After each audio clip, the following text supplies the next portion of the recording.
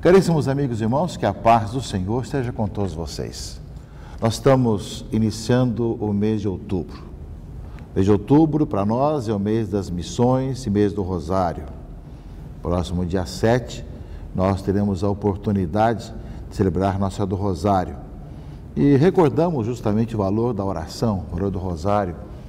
Por isso mesmo, é um tempo de nós ainda mais aproveitarmos o tempo para pedir ao Senhor que interceda por nós e todas as necessidades da igreja no Brasil e no mundo. E o mês das missões, nós começamos dia 1º, com o dia de Santa Teresinha, Menino Jesus, que é a padroeira das missões, e que abre assim esse mês das missões, que está bem própria dentro da caminhada de igreja, especialmente do Papa Francisco, que lembra que a igreja deve ser justamente uma igreja em saída e missionária. O Papa tem uma palavra e tem uma mensagem para esse mês das missões e para o Dia Mundial das Missões, que é justamente sobre a vida consagrada. Ele vai falar um pouco da missão, do documento do Concílio Vaticano II, Ad Gentes, que fala que é o documento sobre as missões. Vai falar da importância das missões e da vida consagrada, das congregações missionárias. E para que os jovens missionários não deixem que se tire do seu coração toda a disponibilidade para a missão, ao mesmo tempo que nós dialogamos com as culturas, com as várias realidades.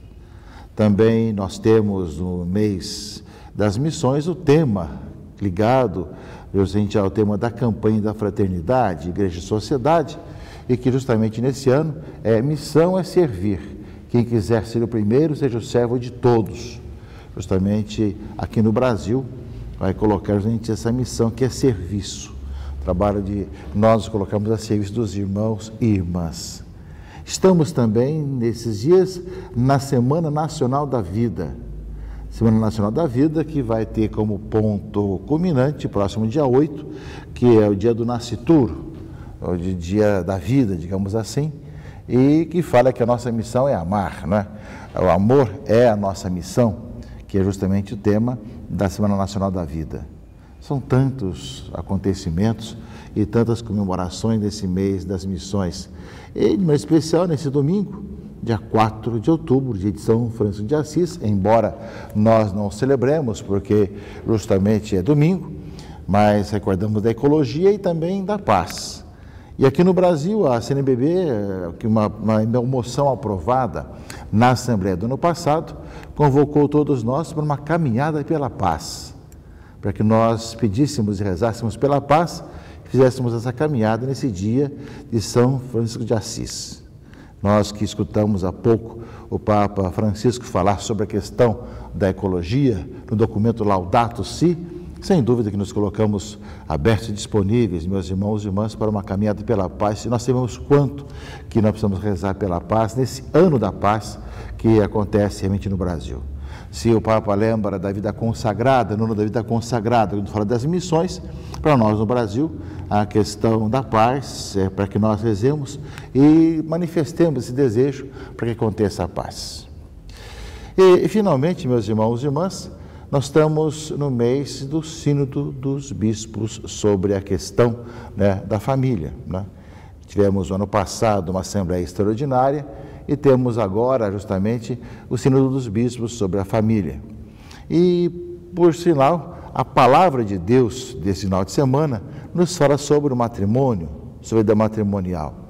Nós que há poucos dias atrás tivemos aquele motu próprio, aquele documento do Santo Padre, falando sobre a questão da celeridade na questão do processo de nulidade matrimonial, em que o Papa, de uma certa forma, trouxe aquela questão que no ano passado foi discutido no Sínodo dos Bispos, de ter um pouco mais de celeridade no processo de nulidade matrimonial e, ao mesmo tempo, de facilitar a questão econômica também nesse processo matrimonial e deixar as coisas um pouco mais simples, simplificadas nesse sentido. Portanto, o documento do Papa Francisco, né, que nós tivemos aí, foi bem divulgado, ele não muda a questão da insolubilidade matrimonial. Continuamos com muita clareza na doutrina, ou seja, uma vez o matrimônio realizado, está realizado para toda a vida. Porém, nas questões que podem haver de erro de pessoa, ou de intenção, ou de celebração, tantas questões que podem ter que invalidam o matrimônio, né? Então, muitas vezes era algo muito demorado, precisava de duas instâncias, duas sentenças favoráveis, ou primeira e segunda, ou segunda e terceira, né, para poder validar, né, que realmente aquele casamento não aconteceu, porque a igreja não faz divórcio. Uma vez que aconteceu o casamento, é sempre casamento, o matrimônio. Porém, ela pode examinar casos em que pode ver que aquele matrimônio não existiu devido a algum defeito, alguma questão que houve. E esse processo será muito demorado, né? O Papa agora colocou apenas uma instância, ou seja, a primeira instância já pode decidir. Claro que continua existindo a segunda instância, quem pode contestar, justamente achar que quer uma outra sentença. E ainda continua também o recurso à rota romana, também a terceira instância, se for necessário. Mas basta uma sentença favorável, primeira instância, para que realmente seja decidido. E colocou ainda mais também que, para brevidade, também pode o próprio bispo, sem mandar para o tribunal eclesiástico, o próprio bispo pode, nos casos mais óbvios, ele mesmo resolver os casos, né, de nulidade matrimonial. Basta ter quem abre o processo, vê, escuta as testemunhas, recolhe as provas em 30 dias, depois em 15 dias realmente vê as contestações, para depois justamente levar adiante e terminar para resolver essa questão.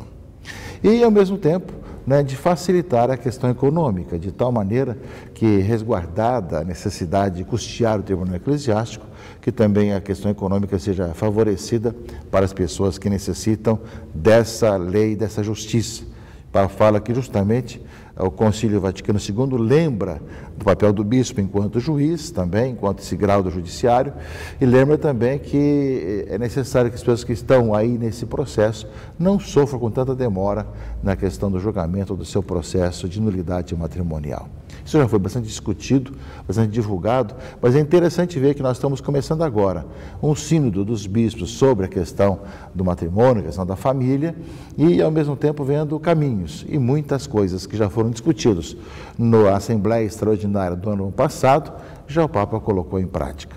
E ao mesmo tempo permanece a doutrina da Igreja enquanto casamento indissolúvel. E é isso que a palavra de Deus desse final de semana que vai nos dizer. Sim, nós estamos, meus irmãos, no 27º domingo do tempo comum. E justamente a palavra nos fala, no livro do Gênesis, a questão de que não é bom que o homem seja só.